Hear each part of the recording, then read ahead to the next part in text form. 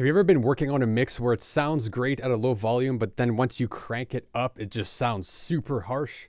Your vocals, your synth stabs, your drum hits are powerful, but they're actually a little bit overbearing on the ears. In this video, we're going to talk about the most common problem that you'll find in the high mids and high frequencies of a mix, and making sure to avoid any piercing or overbearing energy that can really be annoying to listen to without sacrificing the clarity and power of the high mids. So if you're ready to have that silky smooth high end without the unnecessary harshness in your mix, let's dive in.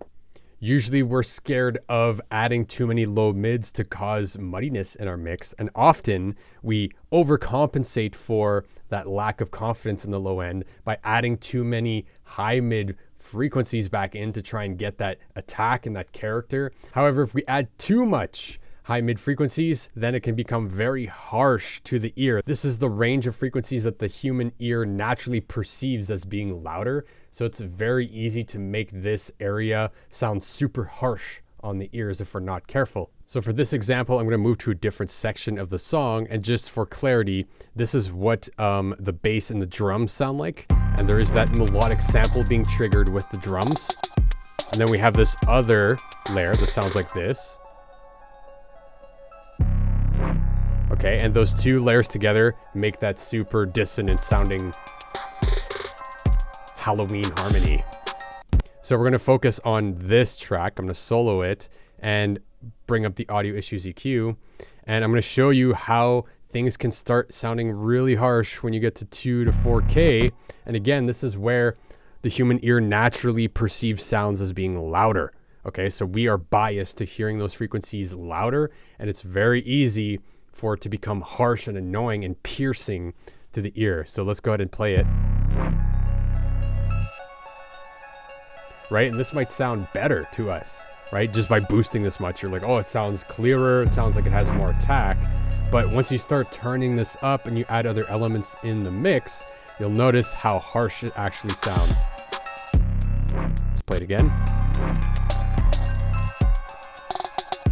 Especially on this track, we have a vocal, so you don't want this taking up all the mid-range because we need room for the vocal.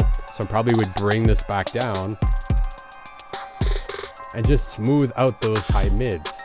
Even if we look at this high-pitched string sample, again, I'm cutting out this mid-range frequency just to reduce that harshness of this sample.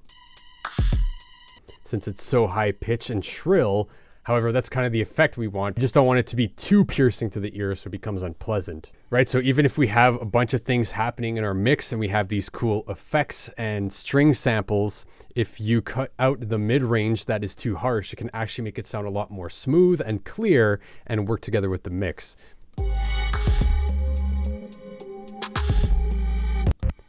And this.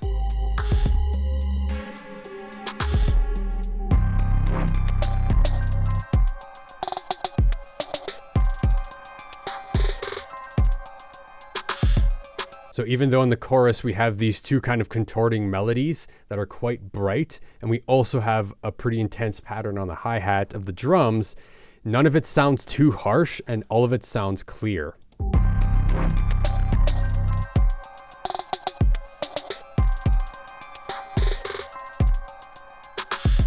So all that to say is that making each instrument cut through the mix is super important, and usually this ends up being a war in the high mids, which is where everything is competing for. Your snare, your piano, your samples, any melodic instruments, extra layers, your vocals, your vocal harmonies, guitars are all competing for the high mids.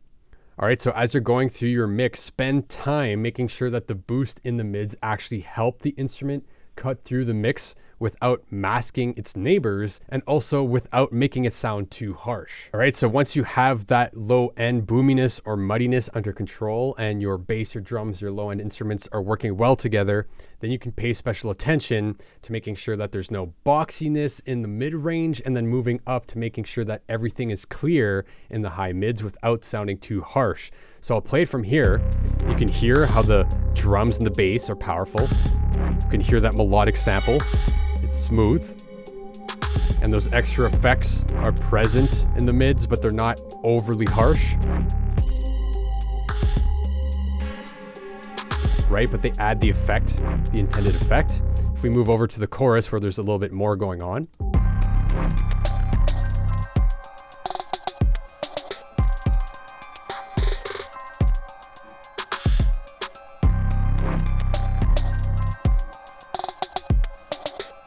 Right? Everything is clear in the high mids without sounding too harsh, especially if we add the vocal track in here in the verse. Step into my shoes, organize the clues, heal these scars from underneath the wounds. Pay close attention to the lies, believe in your rights, fight for your life. Keep your chin up towards the sky, reach over mountains, rise and fly. No need to hide or feel the need to disguise, but always keep in mind. So the key with this is that everything is clear in the high mids and nothing is overshadowing or masking the vocal. However, you can still hear all the elements. That wraps it up for this video. And once we understand the main problems that you find in the low end frequencies, the mid-range frequencies, and the high end frequencies, we have a good foundation to create amazing sounding mixes and avoid the all too familiar common problems that cause those amateur sounding mixes. I hope these last few videos have been helpful for you. If you haven't already, check out the Audio Issues EQ in the description below. And until the next time, I will see you in the next video.